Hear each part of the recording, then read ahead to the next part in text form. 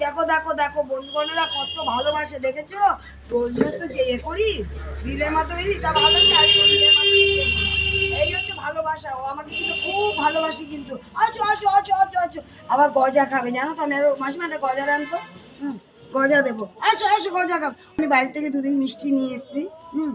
আর আজ ওর গজা একটা করে ডেলি বাধা ধরা 5 টাকা করে।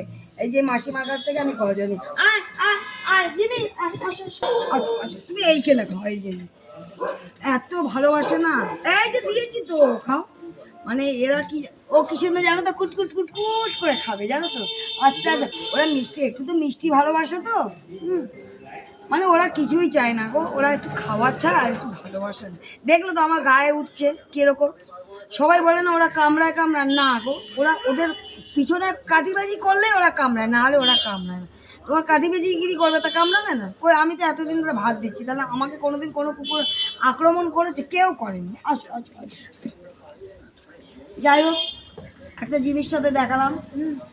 রাখছি। আমার বাচ্চারা ওখানে দাঁড়িয়ে আছে।